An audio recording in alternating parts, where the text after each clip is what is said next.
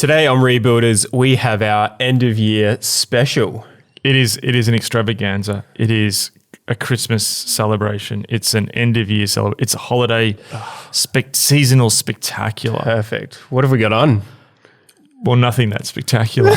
We've effectively got, really, I think we're looking forward to what is coming in the next year. We know that many leaders who are listening are at sort of a pivotal moment. Yep. So what are the 5 postures that God is inviting us to step into, or what are 5 postures to step into in the next season? So we really hope today is an encouragement. It's a bit of a challenge in there. Yeah. But we really hope today ministers to you. It sort of turned a bit different at the end, didn't it? It turned a little bit altar call. Stick around. Don't fast forward though, because it'll be out of context. But I hope you enjoyed today's episode. Welcome to Rebuilders. My name is Daniel and I'm here with Mark. How are you, Mark? I'm very well. We must let the listeners know that unfortunately we don't have Liddy with us today. Correct. But we miss her presence. But we have your wonderful self on screen. Jumping behind them. For the people to see you, not just a computer AI generated voice that we devised. Would be pretty good though if we'd got to the point that my voice was, like, that's better than Siri, my voice. Your voice, I think we can end now and we can just send out a subscriber email as Daniel's voice is better than Siri. No, we've made it. Yeah. Take that, Apple. Well, we are wrapping up for the year. It's been an extensive year, but it's also been an extensive couple of years. Yeah. We did a kind of the first season of this podcast back in 2019, the Living Temple, we called it. And then we kind of relaunched beginning of the pandemic, March last year. And I don't know, in some ways, do you feel like we're kind of coming out the other side or... Well, yeah, I looked, it was March 18th, so it was like pretty, I remember we were doing it in that other room and it was just all happening. It was crazy. There was like people walking through the room and we just didn't even care. It does, Melbourne, and Australia, I think Australia's hit 90 plus first dose. Melbourne's hit 90% double dose. Australia's in a good place to be protected. We're hitting our summer in the Southern Hemisphere. But then I guess also you're looking at what's happening in Europe at the moment and with the onset of winter. So it sort of feels like things are, coming out here. Everything's, lockdown's gone. They're telling us we won't go back into a lockdown with such high vaccination rates. So it does feel like things are coming out, at least here, but I know there's probably other people listening where they feel like maybe they're going back in. Seeing places in Germany and Northern Europe and stuff like that. So our hearts are with anyone who is again locked down at this moment. Yeah, well, we thought it'd be good as we come to a close this year for Rebuilders, just to do a bit of an episode around, just as an encouragement and an invitation into the next season of sorts. So I'll hand over to you. Love for you to kick it off with some of this environment that we've been in. Well, I think I was trying to think about what's the big, if we're going to sort of do our end of year special. It's not a Christmas special, is it? Really? Put some jingle bells behind us or something. Photoshop some decorations in later. But I think the big theme is the environment has changed. Yeah. And when COVID hit, a lot of people felt it was going to be this 6-week thing, maybe a 2-month thing, maybe a 6-month thing, maybe a year thing. But the environment that leaders are operating in has radically changed. And it's about more than the pandemic, as we've been learning on this podcast. So just to summarize real quick, in a sense, we've been saying the normal is not returning. It's not a new normal in some ways. It's actually a return to how the world's always been, which is this sort of chaotic, conflicted place that's often very complex. And in many ways, we'd sort of bought a myth that had grown up in the last sort of 20 years that life could be this wonderful, comfortable place. But we're returning to a new normal, and we're returning to a transitional stage, which we've talked about. You can go back and listen, this grey zone, which if history is organised into periods or epochs or eras, grey zones are the transitional in-between space, which are confusing because they contain elements of the era that's passing, but also elements of the era to come. There's no agreement on what ethics are. There's no agreement on what's happening. There's competing forces trying to sort of take power and hold ground. And in many ways, grey zone requires a different mode of leadership. And so I think that's been one of the big themes this year we've been trying to help people work through. And hopefully we've managed to pull off at least some of that. Yeah. And I guess what I wanted to talk about today is that we need new postures then for this new period that we're moving into, this grey zone. And the reason that I use the term postures is at Red, we're very big into practices. And we had all kinds of practices, and we did Rule of Life like about 3 or 4 years ago, and I think it was really helpful stuff. But I just noticed that when the pandemic came and the environment changed so rapidly, a lot of people found it really difficult to keep doing some of the practices that they'd done before. Yes. How do you take a sort of day Sabbath when all of a sudden you're in a pandemic and you're an essential worker, or your kids are at home and it's schooling and all of these things? And so many people we heard from were really struggling to have their practices. And I realized practices are basically something that you do and that's responsive to a particular set of circumstances, whereas a posture enables you to take the correct practices as the environment may change. So in a sense, a posture is translocational. Yes. It's not dependent on the environment. So that's what I thought would be good. Instead of saying like, here's the practices for the next season, because we don't know what the future looks like. It could change radically. Here's actually some postures, which enables people to apply that in their context and in changing contexts. Great. Love that. So we've got five new postures, to step into, to consider. Do you want to kick us off with the first one, a new posture of joy? I know. It's probably not what people are expecting. Hey, I'm for it. There's something really countercultural about the idea of joy. And I feel like what has been happening in this last 2 years has been this great recalibration for many leaders and for the world. We live, particularly in the developed world and in many Western countries, with this idea of happiness. And happiness is something that we assume is just normal or hardwired into culture, something that we would just assume is part of being human. But I would argue that actually there's sort of a cultural structure to happiness that we've taken on board that has not always been there throughout history. It's very feelings driven, our concept of happiness. We have come to believe that if you're not feeling, or two things. One, if you're not feeling good feelings all the time, that something's wrong. Yeah. And then secondly, we've actually, I think, engendered a belief in ourselves and in our culture that it is actually possible to always find some form of happiness. And in many ways, this sort of feelings-driven model of happiness is, related to these hits, these bursts of pleasure that we look for. We live in a very hedonistic, Epicurean society, which places pleasure at the center. Yeah. And there's an interesting book, I haven't read all of it, but read parts of it, by Anna Lemke called Dopamine Nation. I want to finish it. But she talks about the US, but I think it's applicable further afield, that in many ways, our sort of understanding of happiness and what a good life is a life where you're experiencing constant dopamine hit. Yeah, so you think about it, you have a pastry. Had to bring it in the last episode. We didn't have any pastries today. Well, I sort of feel like we're moving into a new era. Pastries were the dopamine hits of the grey zone for us, as we discovered last week. But, it could be food. Yep. It could be a new experience, even a holiday. It could be the adventure holiday. It's all these dopamine hits. Yep. It's the sense you get when you look at your Instagram feed and a bunch of people have liked a picture. It can be sexuality has been placed, sexual pleasure has been placed almost as a core foundational part of our culture. Again, very linked to sort of these dopamine hits and this brain chemistry. Yeah. And so, we've put that central to our culture, but interestingly, in a sense, it's being used against us. Great little quote from Anna Lemke. She says, "The relentless pursuit of pleasure and avoidance of pain leads to pain." And I think those first two parts of that the relentless pursuit of pleasure, that's been our culture. Yeah.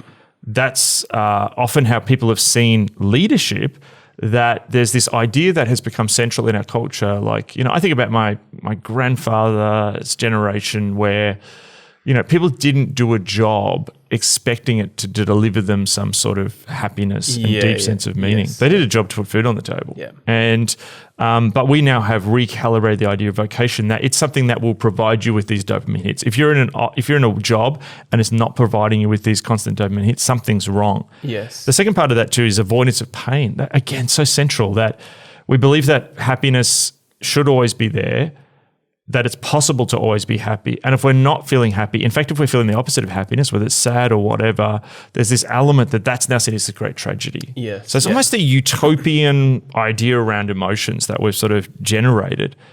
So think about how this affects leadership. First of all, this is true of the people we lead. So leadership can be reconfigured as, well, a good leader then is someone who is on board with the program of making people feel happy and having dopamine hits. Yeah. Secondly, stops bad stuff happening or bad feelings happening, and helps us avoid pain. And that completely warps leadership. And that's actually been happening. I mean, that needs to be named and called out, that's warped leadership and it's warped ministry. But also that's true of leaders as well. We have seen leadership as something which, if we do it right, and if people recognize our leadership, this is unspoken, but a lot of leaders, I think, have picked this up, that therefore will be rewarded. Yes. We'll be rewarded with perhaps affirmation or success or these metrics where we can go, like, I've done well and I'm getting this sense of meaning, dopamine hit. That event went well, dopamine hit. That video I put up explaining that thing from our service that got lots of likes, dopamine hit. That person came up and encouraged me, dopamine hit. That event was just fantastic and, felt something in the room, dopamine hit. Yeah.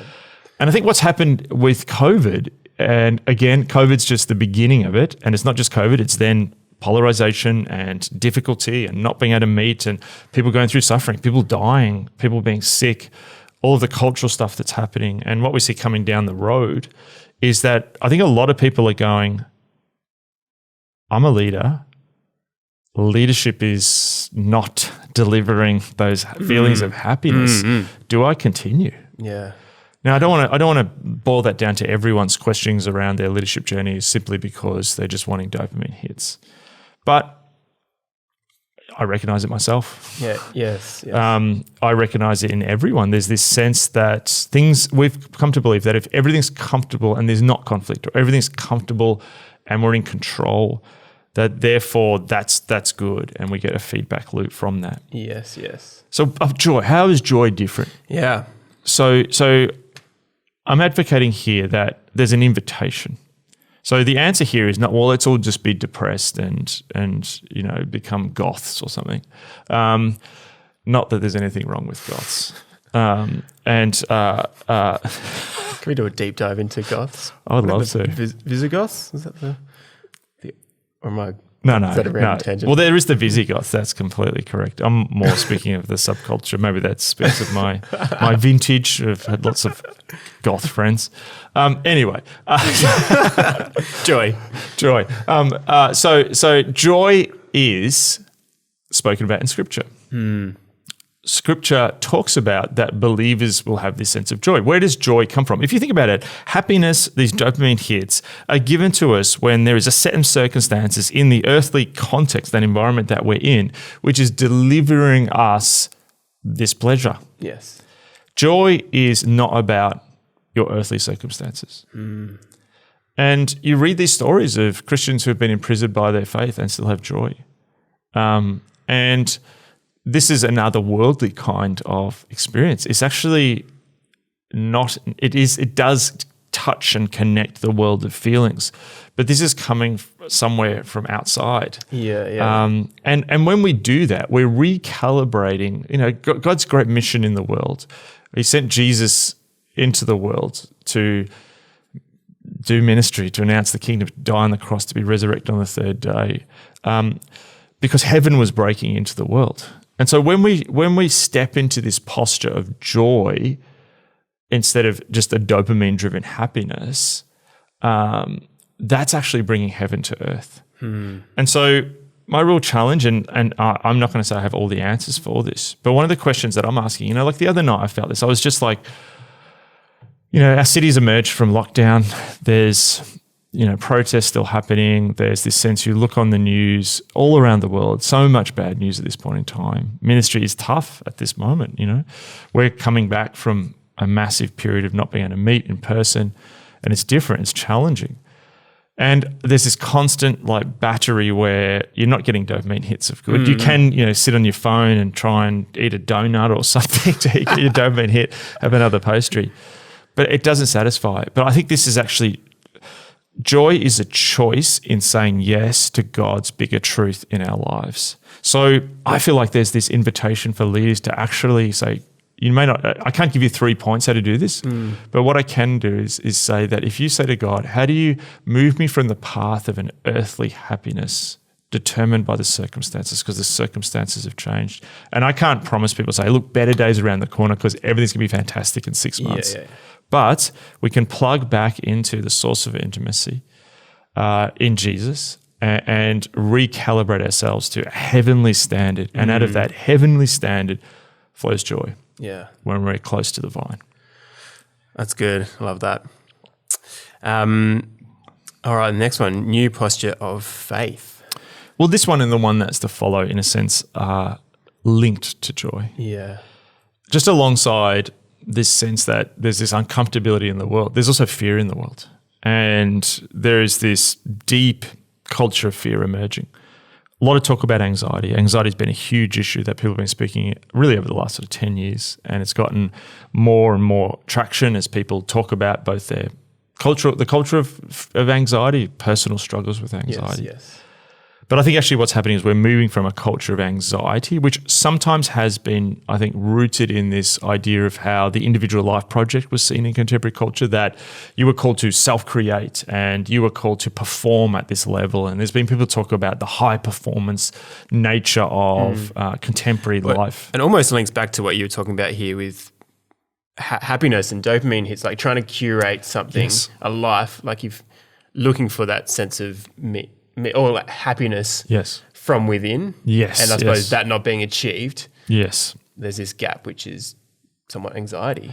And part of it is that if you're in a highly competitive environment where people are able to project an image of success and you're not living up to that, you blame yourself. Yeah. And we've spoken before. It's a common pastoral problem in the last 5 to 10 years of people coming to you going, I feel really down about my life because I look at my friend so-and-so and their life looks amazing. And then 4 weeks later, friend so-and-so comes along and says, I'm really depressed looking at the person who you just spoke to because their life's amazing. Yeah. So there's this sort of charade going on.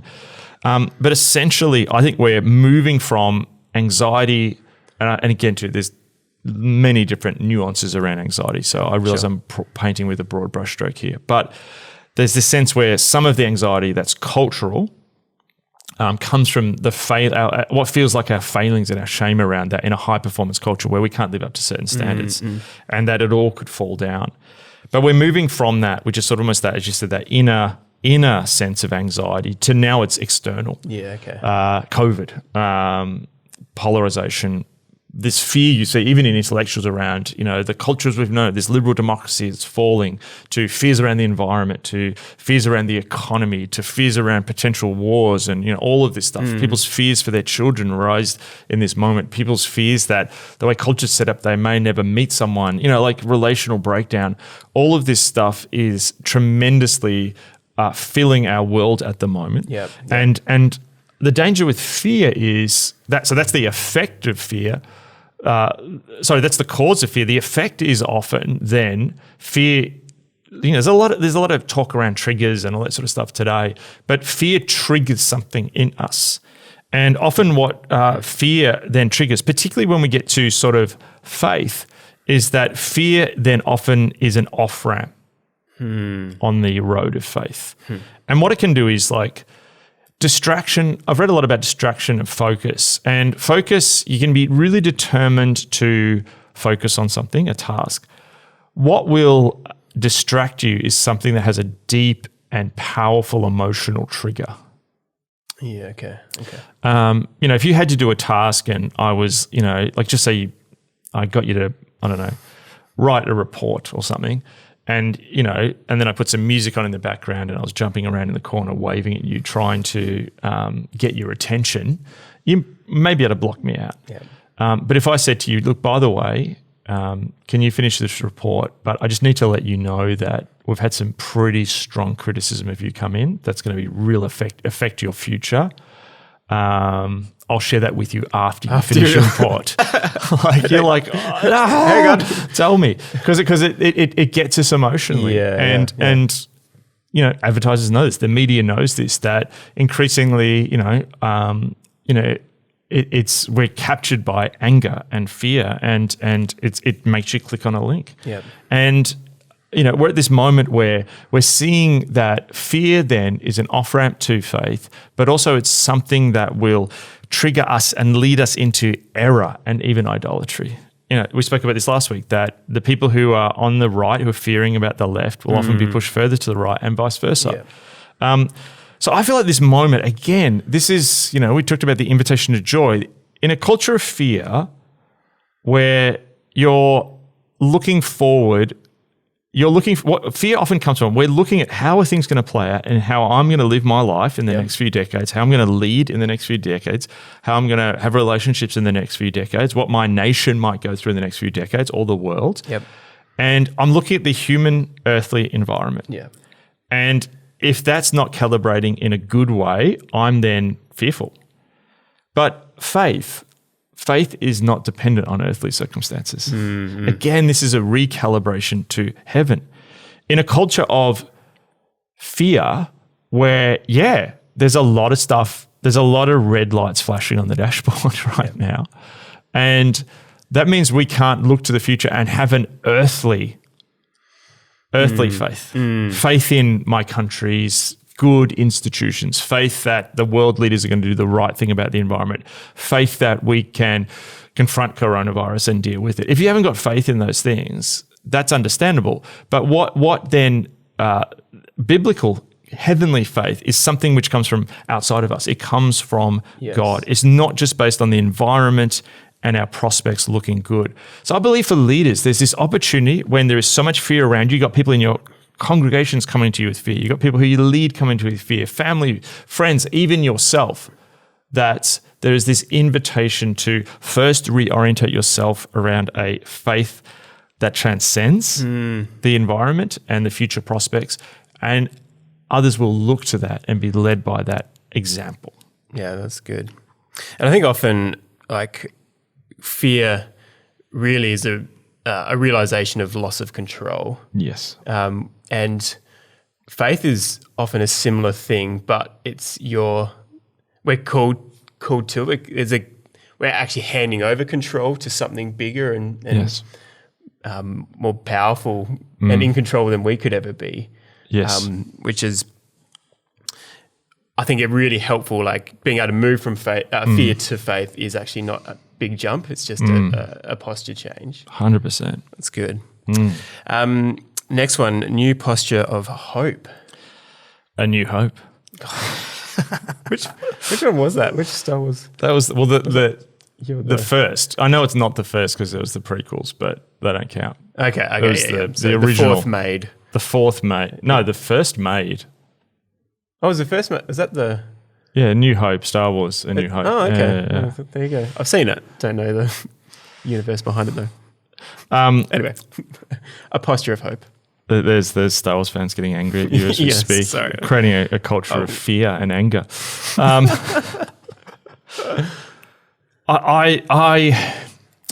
We're in this, again, grey zone moment. And as I said at the start, two things can be happening in a grey zone moment. There's particularly a sense, I think, which sort of emerged in the last decade of hope, this high expectations, particularly for, I think, an emerging generation, particularly for many millennials, but also many others, that, hey, we can change the world. If you look at, we talked about, I think it was last week or the week before, Obama's campaign poster, sort of iconic poster of just the word hope in his face. Yep. And there was this sense that there was big hope. I remember his inauguration when he sort of came out, there was almost this palpable hope, and people felt that they'd sort of moved on from the Bush years or whatever was sort of, as portrayed in the world. And there was this big hope. You saw it in other elections, saw it a bit with here in Australia and so on with Kevin Rudd. And there was this sense that, there's a new generation coming and we can remove things from the world. We can remove the difficulties of the past and this new move towards equality and getting rid of prejudices and stuff like that. We began to see the resiliency of prejudices and things that people thought had disappeared actually were still prevalent. And as technology got better, technology enabled us to reveal things which were injustices. A mobile phone could film something like, we look at the, what happened with the Arab Spring when it was actually the video footage of a Tunisian vendor who set himself on fire to protest sort of the injustice he saw in his country. That then sparks this huge social change. And so there's this sense that the world could change. Occupy Wall Street, so many different movements in the world, Black Lives Matter, so many different things, Me Too, all of these different movements, farmers' rights movements we saw from everywhere from the Netherlands to India. And so there's been this big move of hope. Yet at the same time, there's also this increasing sense of despair that these things aren't changing, that they're more resilient, and almost the response has changed. It's sort of gone from this broad-based coalition of we can change the world to an increasingly sort of fractious, sometimes sort of pitting people against each other response to try and change what's happening in the world. And a lot of the ways that we've spoken about and responded to the things that are difficult in the world, have actually taken almost bigger pictures. The picture of the world increasingly has grown that the world is overrun with prejudice and racism and sexism and economic corruption and all these things. And there's an element, so that the programs that we've been set in place and promise that we can eradicate these things. If we look at this from a biblical perspective, we've got to look at it in two ways. Number one is the discovery that many people have felt coming of age into the world that sin is prevalent, it's everywhere, it's individual, it's structural, it's systemic. Romans tells us that the world has fallen short of the glory of God, and that is everywhere that human culture touches. Yeah. That's the story of the fall. So in a sense, we've seen, yes, the world is fallen. It's not just all a wonderful Disneyland experience, and all the things that we struggled with are not all in the past. That was the great myth of modernity. The second element of that, though, is the other things that Scripture tells us is that redemption can't come from humans. All our programs, Israel wanted a king. It wanted to bring about justice and rule and order through looking to the ways of the nations. It wanted a king, and God said to Israel, "Yeah, you'll do this, but it will actually, this program of change that you want, this human-driven political program, will actually lead you into another form of slavery. You've left Egypt under oppression, but your program to actually stop oppression in your own strength will actually fall short." And so what that means is there will be change in the world, but it's not going to be the systemic, widespread change that we want, because we can see sin at this point in time, perhaps with a clearer lens, even though we miss some sins. And so I predict that what we're going to see is a coming crash of nihilism when it may happen in 5 years, it may happen in 10 years, it may happen in 20 years, but there's a sense where this great hunger to move these things from the world, that the world isn't getting better. The great progress myth of modernity is looking more and more fraught. Yeah. And when we find ourselves in 10 years in a conflicted, competing world, where these movements that often what happens to is movements of change themselves who are working against corruption can often become corrupted themselves. So all human-driven programs will fall short.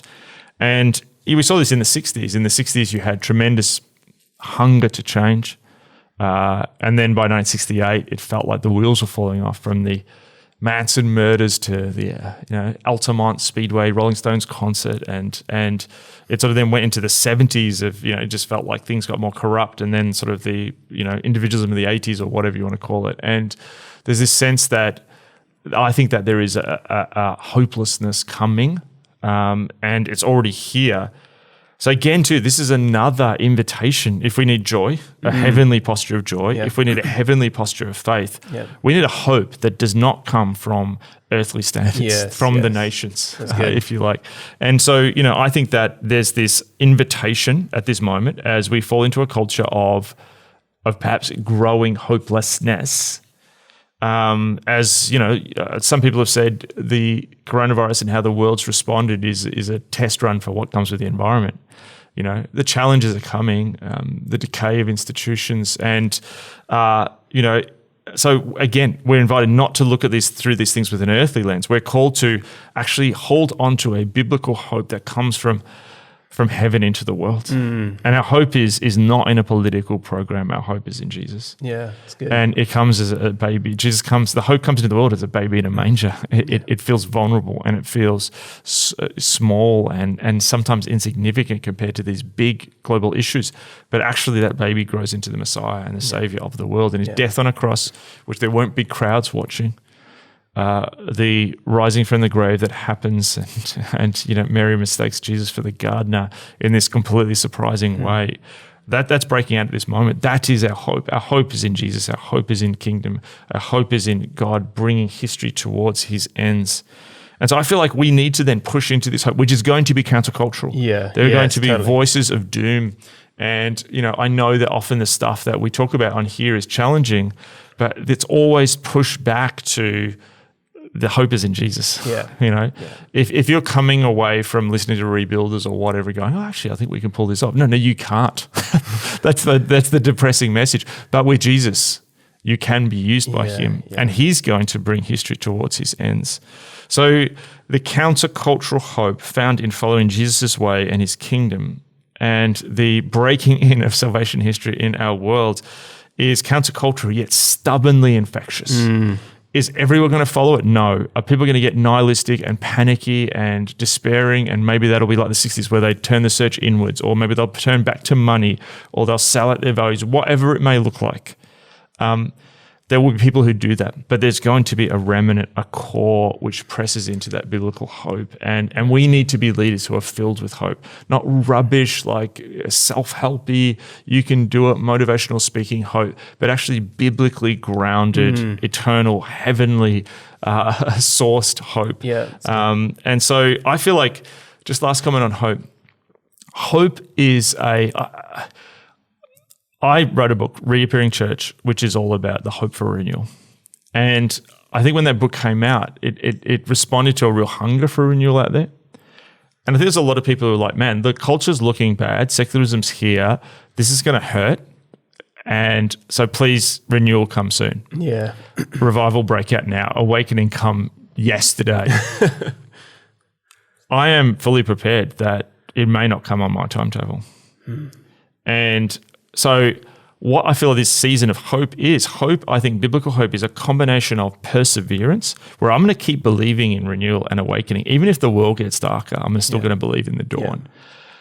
And also expectation, because there's a danger that perseverance, eventually can turn to dismay. So we need a combination of perseverance, if it's on God's timetable, not ours, and expectation. Perseverance and expectation is the kind of biblical hope we need in this season. Oh, I love that. A passage I read a couple of days ago, which I think captures the posture of joy, posture of faith, and posture of hope. I think I'll just read before we move into the next posture. 1 Peter 1, verse 3-9, praise be to the God and Father of our Lord Jesus Christ. In his great mercy, he has given us new birth into a living hope through the resurrection of Jesus Christ from the dead, and into an inheritance that can never perish, spoil, or fade. This inheritance is kept in heaven for you, who through faith are shielded by God's power until the coming of the salvation that is ready to be revealed in the last time. In all this you greatly rejoice, though now for a little while you may have had to suffer grief in all kinds of trials. These have come so that the proven genuineness of your faith, of greater worth than gold, which perishes even though refined by fire, may result in praise, glory, and honor when Jesus Christ is revealed. Though you have not seen him, you love him. And even though you do not see him now, you believe in him and are filled with an inexpressible and glorious joy, for you are receiving the end result of your faith, the salvation of your souls. And I love that because it points to something that's beyond us. It's beyond this world. Yeah, I know. Just reading those words right now, I'm just like, I feel the Spirit kind of calling, beckoning me to something greater, to lift my eyes. And yet you realize, like, when things aren't looking great, those scriptures come alive. Totally. I mean, I remember in high school, I was not the best student, and I remember wagging, which is a term we use in Australia, wagging, which is like bunking class or not going to class, skipping class, whatever you want to call it. But I would get fascinated by things, and which is still happening. So weird. And I just was, I sort of became quite serious. Sort of God intersected in my life at around sort of 17, and I think it was in my final year of high school. And I remember just like becoming really fascinated with the civil rights movement in the US. And I remember reading all these books and nicking off to the library and reading them when I was supposed to be in class. Read everything in my sort of high school library. But I remember what captured me was in the civil rights movement, the story, particularly for the African American church in the US. And you see these similar things in South Africa, that the story of the Exodus was real. For people who hadn't experienced that discrimination, that sense of being in exile in a country where it was your country, but you're in exile because of your race. There was this sense that, when you read the story of Moses, when you read Let My People Go, that wasn't an intellectual theological exercise. That wasn't just like, I'm trying to get my head back to that time. There was an element that the experience they were living through connected with Scripture. And I think we missed that scriptures come alive in moments when things look great. And I don't even want to compare. I'm not saying our moment in any way for many of us is even comparable to what people went through in the US through, that experience, or in South Africa through apartheid. But there is something that I just noticed there's a resonance to these stories and scriptures when I can't put my hope in an earthly thing. Yes. And they come alive. Yeah, I've read that before. But as you're just reading it, looking at in this context in this moment, there's the Spirit quickens our hearts as we hear the word, and the word creates new worlds. Yeah, that's good. And I've definitely, that's been so much of my experience this year. And I embarked on reading through the Bible in a year, beginning of the year. And just I think particularly I struggled to engage with the Old Testament in many ways, but this year I think it's come to life in a new way. It's pointing to God in who is in control and who does see His people and who has the end in mind, and all these kind of things that I'm like, that's actually really relevant and important in my life, in our world right now. Absolutely. So back to Scripture, always a great place to start. Totally. It's good. All right. The next new posture of innovation. Posture of innovation. And what I don't mean is like theological innovation, that, we need some new theology where we reinterpret the scriptures which we just spoke about through some, contemporary 21st century Western lens. Because, as we've seen throughout history, the minute you wed the age, you're divorced in the next. Yeah. But what I'm talking about is, again, what we've been talking about here is recalibrating to the eternal. Now, if you recalibrate your life to the eternal, if you have an eternal vision, that will make you continually relevant in the temporal. Yes, okay. Our fear is that, if we believe these eternal things, we become irrelevant in the present. It's actually the opposite, because it gives you a viewpoint to view your culture, to view this moment, to view everything from the true story and something that's outside of all the idolatrous false short stories. And so there's an element that the eternal word of God, God's way, God's story, God's salvation history that we're part of, our relationship with Him, our connection to heaven that we get to participate in through Jesus who sits at the right hand of the Father, is actually this greatest source of creativity that there possibly is. And the eternal in the temple always sparks innovation. And what happens is, I feel like there's this invitation at this moment. One of my great disappointments at this time is that many leaders, when the disruption of the pandemic came, it was actually an invitation into creativity. Now, many did, but also many also sort of was frustrated and became, over it. And it was hard, like no doubt, it was hard for us. It was hard for everyone. But there's an element that one of the great rules of creativity is that limitations can act as creative stimulations.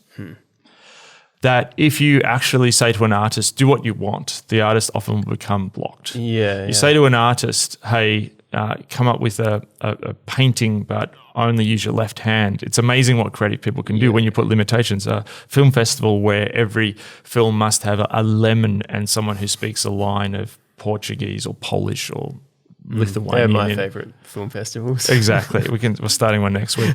But it's weird. Like if you study creativity and how it works, when we have limitations, we're forced to think differently. We're forced to come up with creative solutions.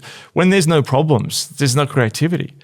And I think there was a part of the season there where we were running programs and doing the same things, and just it was this slow, little improvements versus innovations.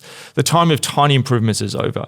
We're facing a challenge, but we have Jesus and we have a connection to the eternal. So when we see these limitations, whether it's like you can't meet for a period, there could be people listening now. There are European countries that are going back into lockdown as we speak.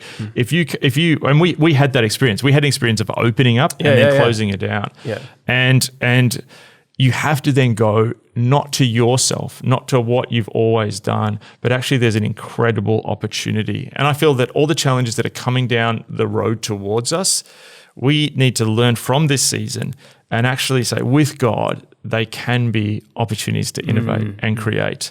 And that anything is in our environment, instead of like going, how do we just bash through what's ever happening that comes across our path, and they're big, these are distractions and disruptions. Instead, they may be challenges, but they also present then an opportunity and an invitation to innovate. And so my big hope is not that, I would hate it if literally what Rebuilders was just, okay, guys, here's the answer. 10 practical ways to do church in a post-COVID, reality. Here's the 5 ways to set up a medium-sized church and the 7 programs you need to run in a secular culture that's going to bring you absolute ministry gold. Like, forget that. Like instead, I actually am excited that we're at this moment where with the internet, one thing the internet does do is that there is this potential and possibility as people connect themselves to the eternal God, as we dig deep into that ancient story, which is continually, daily relevant, that this open source global movement of leaders around the world who are actually learning from each other. We've seen this. You talk to, a lot of the discipleship programs that you run here at Red, you're talking to people around the world. How are we doing this? How are we learning? Like, what if this moment there was this new kind of seminary Bible college that wasn't an institution, just people chatting, hey, what did you do here? We've got this thing where, you look at, say, governments are putting increasing, restrictions in different places around, perhaps even, what churches can say around things like sexuality or whatever. What if actually, instead of just getting fear and reactive about that, we actually said, okay, so wow, how are you learning in that context? How can we do this? What if there's actually an invitation is to actually learn something new of how the scriptures speak to this moment, how the people of God of history have always responded, and what we can do in this moment and in this time. So I see this huge new kind of perhaps almost an open source renewal, which is like a renewing and reforming of the churches, which is not just coming from a few key churches in big cities, that actually this is a global grassroots movement of renewal. Yeah, that's good. Just a quick thought. What were you talked about in the previous episode, the age we've moved from, the age we're moving to? Industrial to networked? Yes. Well, there's another term used, it starts with C. Complicated to complex. Yes. I feel like as you're talking there, often I think back in the last few decades, where you have here's the 10 things to do. That works really well in a complicated environment. Yes. Because you're like, oh, cool, it's linear. I can step 1, do this, step 2. Yes. Whereas in this complex time now, everything's constantly changing. Yes. And so those 10 things may be great for today, but tomorrow it'll change in your context. In whatever country you're in, it'll look different. It'll need to translate somehow. And so they become superfluous. Yes. Whereas this posture of innovation has this kind of nature about it that adapts to the totally complexity we're in. Totally. And imagine if that's always happening and people are chatting and learning all the time. And, there's this church in Singapore which did that. And these guys in Burundi which learnt that. And in Montevideo and Uruguay, they're saying this. Like, it's been, we've talked about the shift from that industrial age where it's a few central hubs. Yeah. And that's what it's been. It's been that Bible college at this moment. It's been that big church. It's been that few key authors, mostly in the US. And, we're thankful for the great gold that has come in those moments.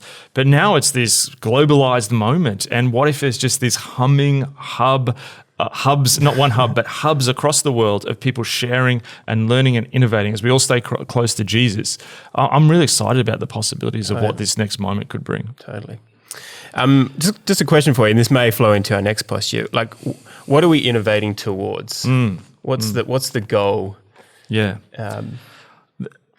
The goal is, how do we be the people of God, following God's will, being a sign of the kingdom, being people who share the good news of Jesus, the gospel of Christ, and living that out as the church in all these different areas. As a local church, doing that in different fields. Like it's being the foretaste of heaven on earth as it's breaking out. That's what we're doing. How do you do that though in post-Christian culture, which is continually changing? How do you do that?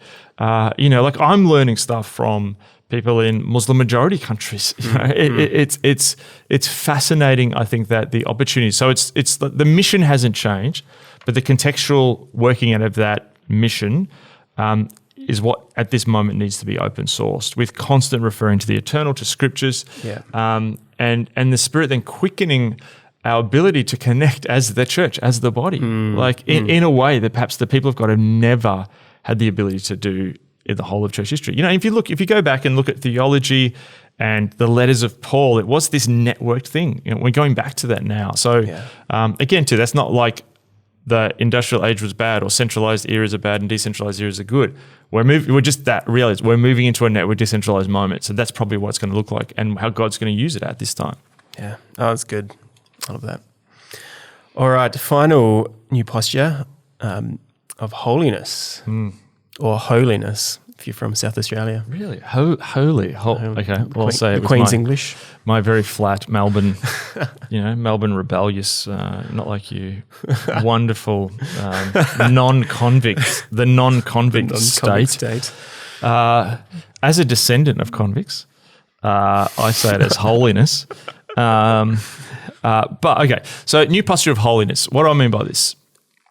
So first of all, the first hearing of this is as the world increasingly becomes chaotic in its ethical framework. Like there is no dominant ethical framework increasingly in the West. Like people talk about, like, yes, there's the politically correct thing, but there's different definitions of that. And it's changing continually. There's people who are pushing back against that. There is we're increasingly moving from a centralized ethics to a decentralized ethics where there's multiple competing frames of what is doing the right thing and doing the good thing. That means you are continually confronted by the pushing of the envelope in everything at the same time, while the religious spirit coming in secular forms at the exact same time. Irreligion and religion all at the same time on hyperdrive in the metaverse.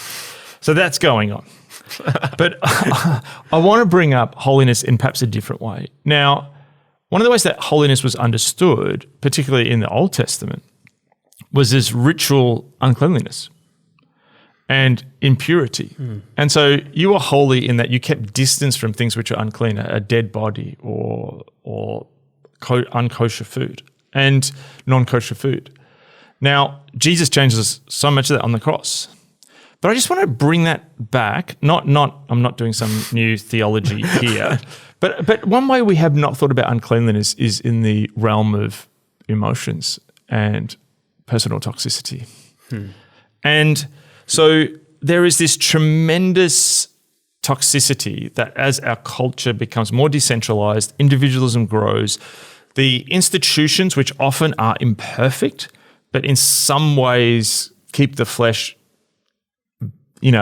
restrained, as they decay, that's there's this increased atmosphere of anything goes, toxicity, particularly in the West too, as you've got this very therapeutic-driven culture where this language, where increasingly we're focused on our inner feelings. It's a feelings-driven world. That's not how every culture's been throughout history. It's a very Western thing. You know, people like Philip Reeve have spoken about this. That to lead is increasingly to lead in a culture of serious emotional unhealth. Yeah. And so two things are happening at this time. And again, too, complicated world, there's one thing happening with one solution. Complex world, multiple things which seem contradictory are happening at the same time. Yeah. And as a leader in a complex world, you've got to get your head around that. Yes. So one example of this is at this moment of toxicity, social media, podcasts, citizen journalism, whatever you want to call it, are able to reveal toxicity within power structures, and particularly power structures in the world, which were hidden for a long time because it was an institutional thing, and institutions could create forms where they hid toxic power. So what we're seeing, we talked about one example we spoke about with Terry Walling, the Mars Hill podcast, as an example of that, where perhaps 30, 40 years ago that might not have happened. There was churches where that would have never come out because, in a sense, those lower down the rungs of a structure have been more empowered by technology to actually then have a voice to expose what may be happening at the top, where traditionally institutions had an ability. Institutions are one of the few things which could communicate at a wider space beyond just the relational. But now everyone has that ability through technology. So what we're seeing is the first thing that's happening is toxicity is being revealed in the church. The second thing that's happening is what social media and technology has also done, as we gave everyone a microphone, is we've seen how toxicity is also being revealed everywhere. Yes. That giving people a voice is that there's some good stuff, but online spaces are increasingly seen as incredibly fraught and toxic places. There's some people, the people that I know who like Twitter the most even still will go, it's a pretty nasty place. There's people who just like, I got off Facebook, I just couldn't handle it anymore. It's just like seeing all these people's dirty laundry aired continually. So what we're seeing is elites' toxicity is revealed, but at the same time, everyone else's toxicity is revealed. Why? Because all have fallen short of the glory of God. And so what that means is that two things are happening at the same time for leaders. And this is really key. And this is a huge nuance that people need to hold on to. So we're going to see two things happening at the same time. We're going to see, one, leaders who have been toxic in themselves. And again, we've got to be really careful with that word toxic. Like I'm talking really, like significantly bad stuff. And we're seeing that. And that's being revealed. And that's a form of judgment against that and leading in ways which are not Jesus-like. At the same time, we're seeing this other thing where leaders are also having to themselves lead people who themselves are toxic, and that's causing a cost on leaders. And so there's two things happening at the same time, and it's really difficult to hold them two together because what we want to do is we want to just run with one or the other. And so I think a lot of, like we did the episode on the Mars Hill podcast. So if people want to hear more on that side of it, go back to that. I encourage you. What Terry Walling had to say was really, really helpful. But on the other side of what I'm hearing, which is getting less press, is leaders who are just being absolutely eaten alive by toxicity. Now, there's a lot of talk about polarization. And I think polarization, yes, it's a political dynamic. And again, we've spoken about that multiple times on this podcast. But also what it is it's also reflective of an increasing emotional toxicity that radical individualism has brought and the therapeutic self. And so people screaming at each other over politics or the pandemic actually can mask something else that's going on, that leaders are being eaten alive by really unhealthy people. And sometimes those people and the leaders, let's go back to point number one, have a posture of joy, have this concept that, hang on, life is meant to make me happy all the time. It's not, and I'm angry, and I'm acting that in dysfunctional ways. By leaders and in ministry are seen as, you're here to make us feel good all the time. And there's plenty of leaders, as the world becomes less like that, are copping a backlash. am I dismissing, just to make this absolutely crystal clear, I'm not here talking about the Mars Hill type stuff. That's something else. What I'm talking about is your ordinary pastor or leader who increasingly is spending so many hours in their day dealing with super dysfunctional people. And now I'm not talking necessarily about people who are coming from what I think in the past, like I remember when I started ministry, there was almost like you'd have churches and you may have some people who come to that church who may have a history of addictions to substances, or perhaps there's just some personal brokenness in their lives, and which is manifest in some really bad ways, and you deal with them. And then you had this other group of people, whether because they were cultural Christians or whatever, were sort of functional people, and served the.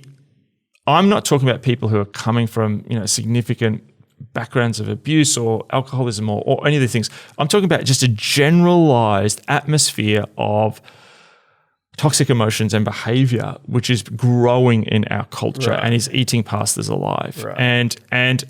And sometimes is even done by pastors themselves. It's like everywhere, Okay. So, I want to read a quote here from a really interesting interview that was controversial between Stanley Harris, the theologian, and Will Willimon. It appeared in the Christian Century magazine, and I read it, and it's one of those ones where you put it down and you're like, whoa. Is this fairly recent? I think it's fairly recent. Yeah, it is actually in the last couple of years. Okay. Maybe it was like last year at the latest.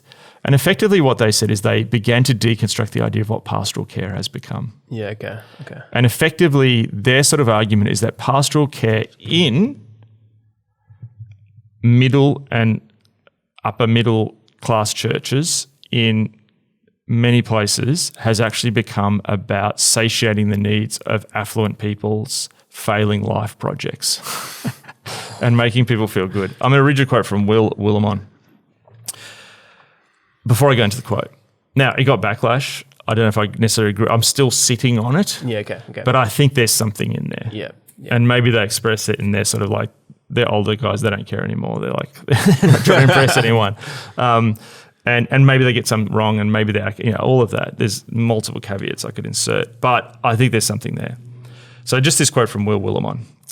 I've told seminarians that ministry defined as meeting people's needs is dangerous. In a society where the more affluent and privileged among us have solved with a credit card most of our biblical needs like food, housing, and clothing. So we move on to assuaging personal needs the Bible doesn't give a rip about: meaning-making, a purpose-driven life, balance, freedom from anxiety, or a sense of personal well-being. Fulfillment of desire becomes elevated to the level of need, and need gets jacked up to the status of a right, because my desires are a bottomless pit. No wonder so many clergy become exhausted, rushing about in service of my right to be cared for. Running errands for the anxiously affluent is hardly worth a life. It's challenging and confronting, and it's easy for me to put this article away and not read it. And even when I read it, I was like, should I share this with people? But I just have a sense there's something there. Yeah, okay. There's going to be people who go, yeah, but what about this? Yeah, exactly. But I think there is a prophetic resonance in this we need to hear. I'm increasingly seeing people in ministry burnt out by exactly what he's talking about here. Yeah, okay. Some of the polarization is a political mask for what he's just unmasked here. Again, there's nuances. Is it all? No. You can shoot us down with any caveats because it's a podcast, then anything can be interpreted in multiple ways.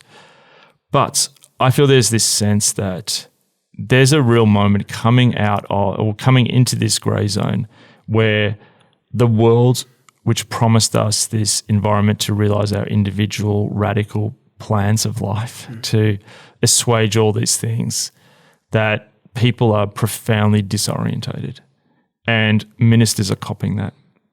And yes, there are ministers who have been toxic and made mistakes and all of that. I'm not talking about that. I'm talking about good men and women who are listening right now, who have literally had their butts kicked. It'd be interesting, I think Howard or Willimon uses the example of it's like being attacked by a duck.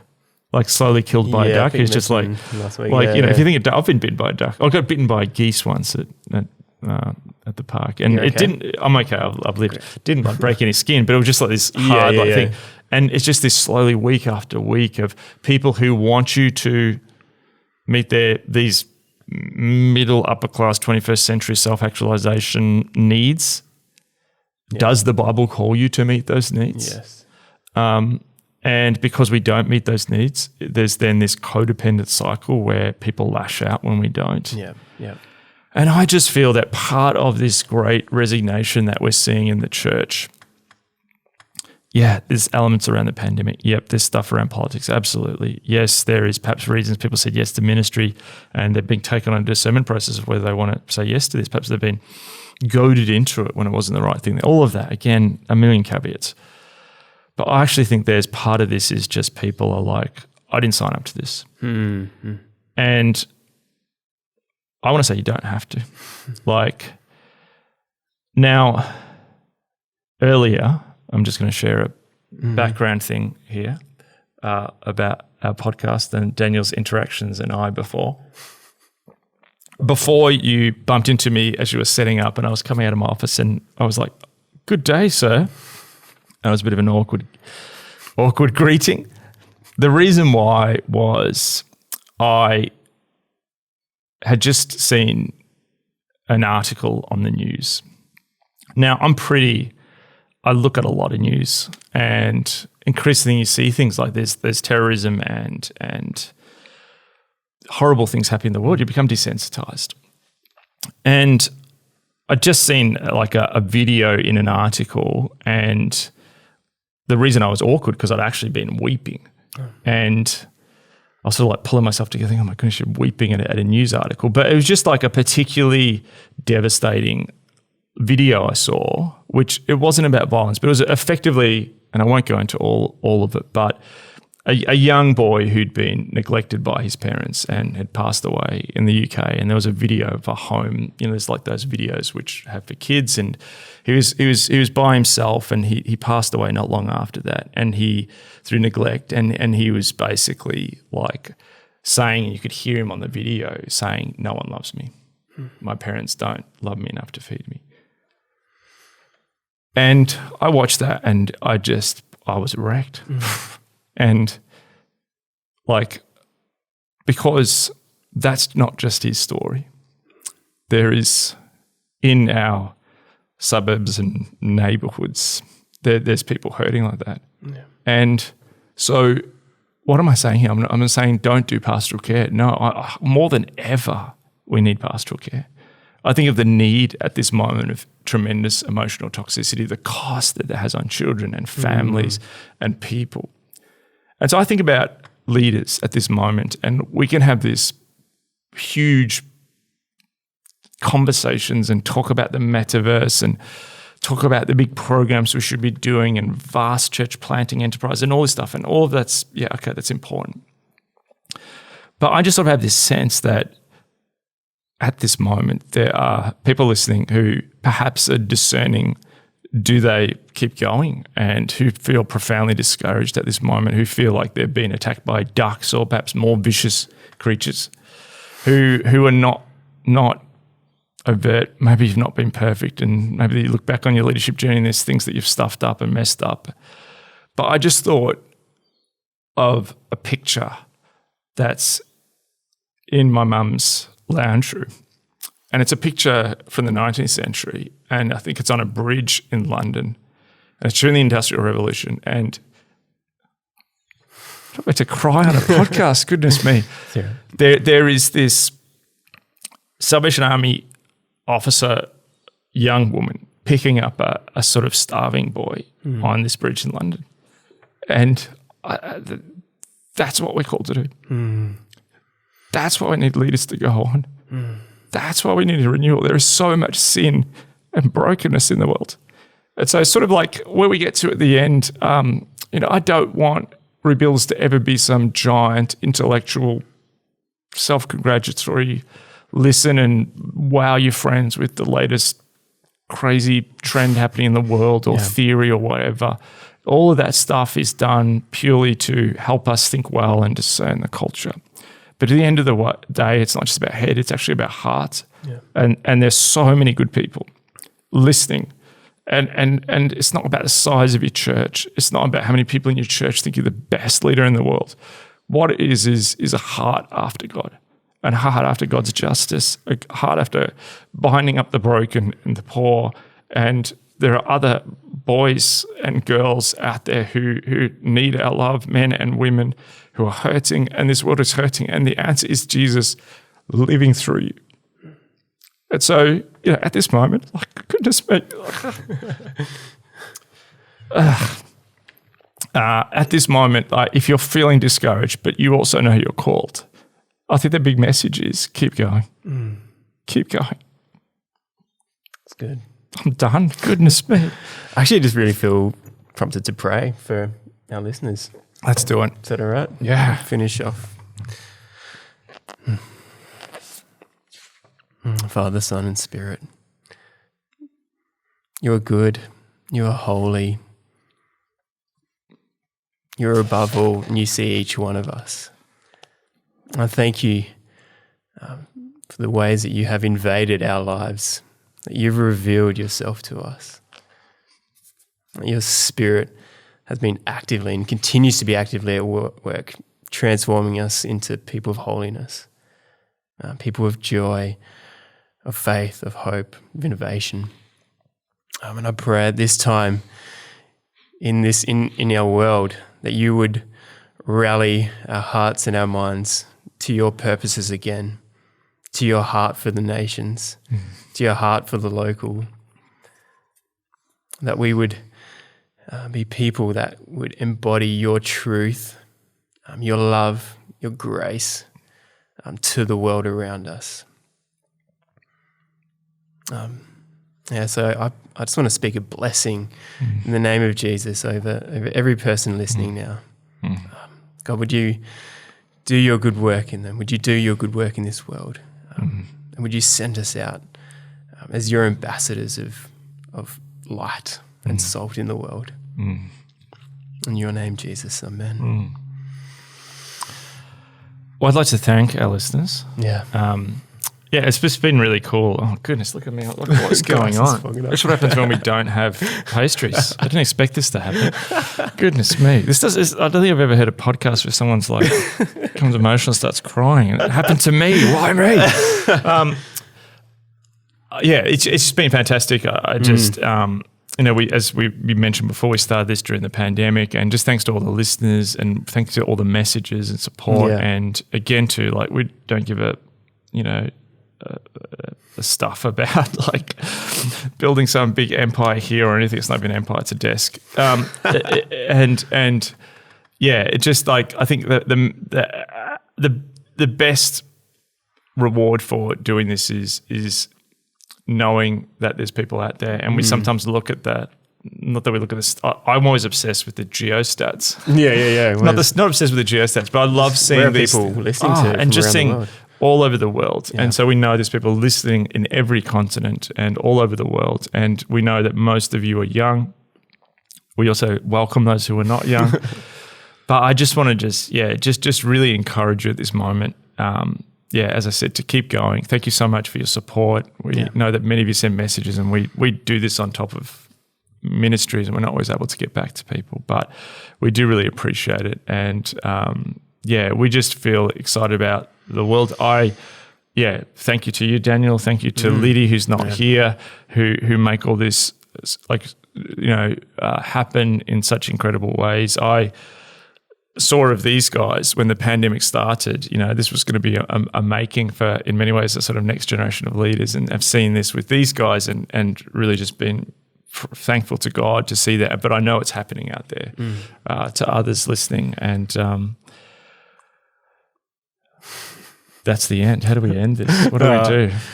We thank you as well, Mark, for your contribution, your leadership, your heart, where God uses you. So thank you for listening. That concludes us for this year, unless we decide this unless something incredible happens. Oh, if in there's some December, like, and we're like, yeah. let's get back on. But otherwise, yeah. we'll be back next The year. metaverse explodes. Well, it was a short-lived. It gets hit by an Elon Musk rocket falling back to Earth.